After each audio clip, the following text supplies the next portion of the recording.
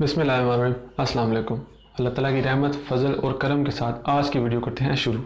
नाज़रीन, कल हमने बात की थी ऑनलाइन क्लासेस के बारे में। अगर आपने अभी तक वो वीडियो नहीं देखी तो उसका लिंक मैं नीचे डिस्क्रिप्शन में डाल रहा हूँ।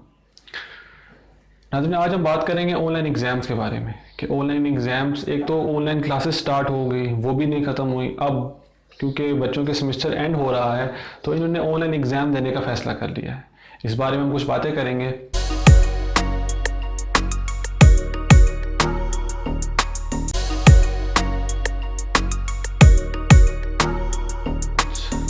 नाज़रीन, हम बात करेंगे कि कुछ स्टूडेंट्स ऐसे हैं जिनके सेमेस्टर अभी एंड हो रहे हैं, तो अभी उनके एंड फाइनल टर्म के एग्ज़ाम्स हो रहे हैं और बहुत सारी यूनिवर्सिटीज़ ने फैसला किया है कि वो एग्ज़ाम हम ऑनलाइन एग्ज़ाम की फॉर्म में लेंगे। जबकि जो मेडिकल के तलबा हैं जिनका ईयरली वाइज एग्ज़ाम्स होते हैं, उनके पूरे साल की मेहनत महज एक ऑनलाइन क्विज़ की फॉर्म में लिया जाएगा, जो कि सरासर गलत है। इसमें बहुत सारे तलबा का इस्तेहसाल होगा, जैसे कि लायक तलबा, जो बच्चे पोजीशन वाले हैं और जो एक बच्चा जो आम घर में बैठ के तैयारी कर रहा है, उन दोनों में कोई फ़र्क नहीं रहेगा। ऑनलाइन एग्ज़ाम एक ऐसा सिस्टम है कि जिसमें नकल करने के रुझान बहुत बढ़ सकता है और इसकी वजह से जो लायक स्टूडेंट हैं, जो पूरा साल पिछले सेमेस्टर में पोजीशंस ले रहे हैं, उनका बहुत इस्तेहसाल होगा। इसलिए ये ऑनलाइन एग्ज़ाम एक अच्छा फ़ैसला नहीं है।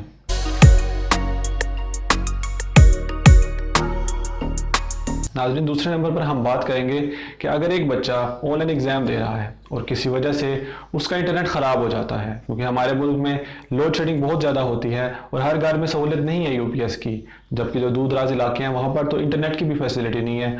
उन बच्चों का तो कोई हाल नहीं है, ना किसी ने उस बारे में सोचा, ना किसी यूनिवर्सिटी ने उनके बारे में फ़ैसला किया है। तो लेकिन जिन बच्चों के पास सहूलत है, लेकिन अगर ऑनलाइन एग्ज़ाम के दौरान इंटरनेट चला जाए या ख़राब हो जाए किसी वजह से, तो उन बच्चों का क्या बनेगा।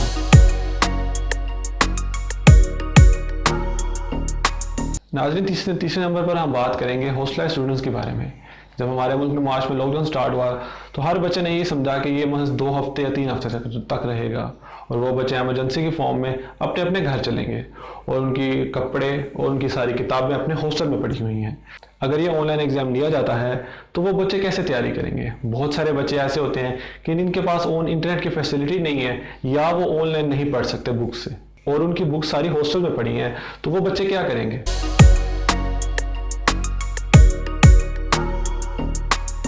फिर हम बात करेंगे फाइनल ईयर स्टूडेंट्स के बारे में।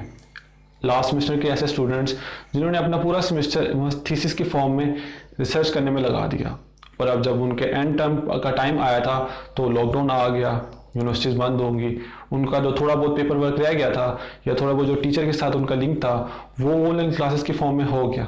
वो बात समझ में आती है, लेकिन अब उनका ऑनलाइन एग्ज़ाम लिया जाएगा और रिसर्च में एक चीज़ होती है डिफेंस, जो स्टूडेंट्स अपनी रिसर्च को डिफेंड करता है और बहुत सारी यूनिवर्सिटीज़ ने फैसला किया है कि हम उसको ऑनलाइन लेंगे, जो कि सरासर ज़्यादती है और एक बच्चे के पूरे साल की मेहनत को इतना बड़ा रिस्क दे दिया है इस ऑनलाइन डिफेंस की फॉर्म में।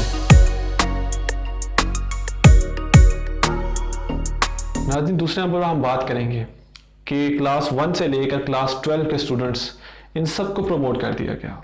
यहाँ पर किसी बच्चों को भी फेल नहीं किया, यहाँ तक कि जिन बच्चों की 2-2 सप्लीज थी मैट्रिक में, फर्स्ट ईयर में, सेकेंड ईयर में, उनको भी प्रमोट कर दिया है, जो कि सरासर ज़्यादती है। अगर हुकूमत प्रमोट करे तो यूनिवर्सिटी के स्टूडेंट्स को भी प्रमोट करे।